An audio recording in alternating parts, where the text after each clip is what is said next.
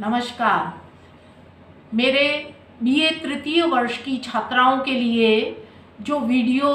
पिछले वीडियो में जो मैंने जानकारी देना शुरू किया था, शीत युद्ध का अर्थ, कारण और प्रभाव, जिसमें दो चीज़ों की जानकारी आपको पूर्णतया दे दी गई है, शीत युद्ध का अर्थ और उसके कारण।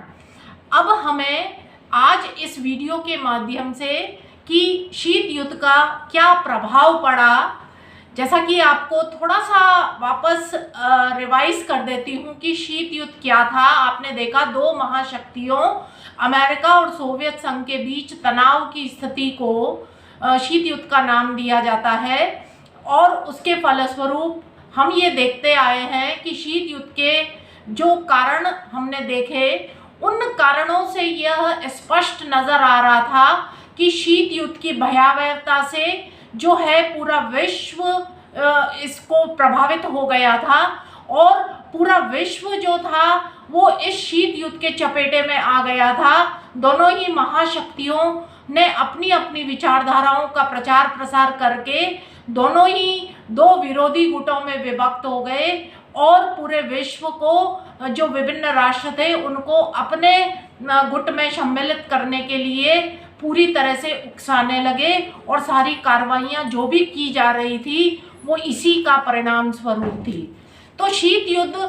के कारणों की जानकारी पूरी ले लेने के पश्चात आज हम देखेंगे शीत युद्ध का प्रभाव क्या पड़ा। तो सबसे पहला प्रभाव जो शीत युद्ध का हम देखते हैं, पूरा विश्व दो विरोधी गुटों में विभाजित हो गया।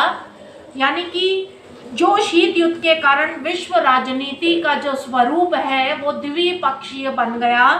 और संयुक्त राज्य अमेरिका और सोवियत संघ दो पृथक पृथक गुटों का नेतृत्व करने लगे,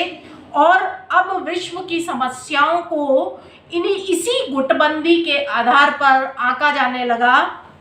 और अंतर्राष्ट्रीय समस्याएं बहुत ही उलझनपूर्ण बन गई। चाहे कश्मीर समस्या हो, चाहे कोरिया अफगानिस्तान समस्या हो, चाहे अरब इजराइल संघर्ष, सब पर गुटीय स्वार्थों के परिप्रेक्ष्य में किसी भी समस्या को सोचने की प्रवृत्ति बढ़ने लगी। इस प्रकार से हम देखते हैं कि पूरा विश्व जो है दो विरोधी गुटों में विभाजित हो गया। दूसरा, आतंक और अविश्वास के दायरे में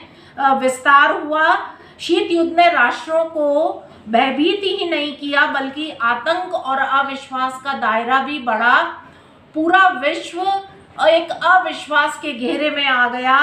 और अंतर्राष्ट्रीय संबंधों में तनाव, मनोमालिन्य, वैमनस्य, प्रतिस्पर्धा और अविश्वास की स्थिति आ गई, और विभिन्न राष्ट्र और जनमानस इस बात से भयभीत रहने लगे कि अब कब एक छोटी सी चिंगारी भी तीसरे विश्व युद्ध का कारण बन सकती है।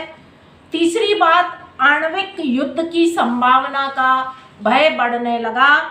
और 1945 में जैसा कि आपने देखा आणविक शस्त्र का प्रयोग किया गया,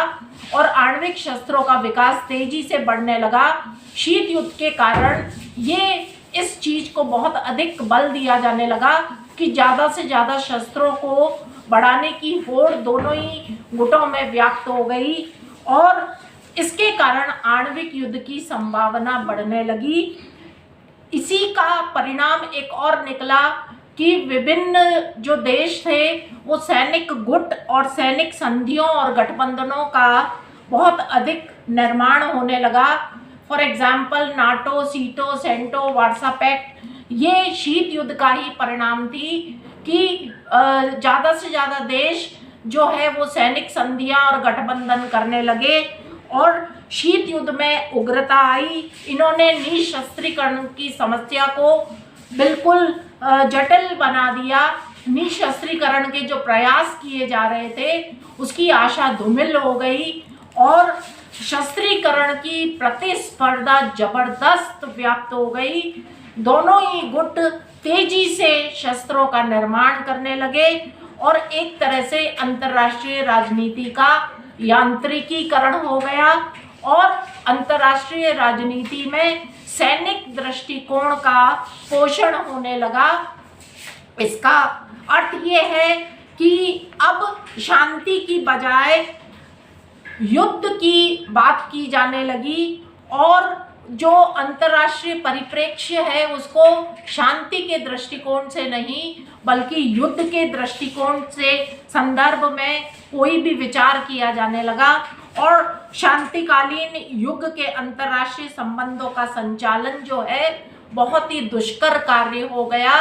इसका एक और गंभीर इफेक्ट, जो गंभीर प्रभाव, हम जो यूएनओ बहुत ही महत्वपूर्ण संस्था मानी जाती है अंतर्राष्ट्रीय शांति स्थापित करने में, अंतर्राष्ट्रीय समस्याओं का शांतिपूर्वक समाधान करने में बहुत अड़चने आने लगी। यूएनओ भी एक मूक दर्शक बनकर रह गया क्योंकि उसके अंतर्राष्ट्रीय पटल पर हम देखते हैं कि यूएनओ के मंच पर दोनों ही महाशक्तियां जो है वो एक तरह से उसको अखाड़ा बना दिया, शक्ति का अखाड़ा बना दिया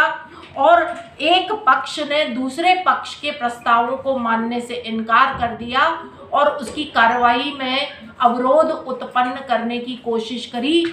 इसके परिणाम स्वरूप एक चीज और इफेक्ट हुई, सुरक्षा परिषद जो कि एक बहुत ही महत्वपूर्ण संगठन माना जाता है यूएनओ का, उसकी कार्रवाइयां भी निरंतर बाधित रही। दोनों ही महाशक्तियां वीटो का प्रयोग कर करके विभिन्न कार्रवाइयों को रोक लगाती गईं और किसी प्रकार से किसी समस्या का समाधान नजर नहीं आने लगा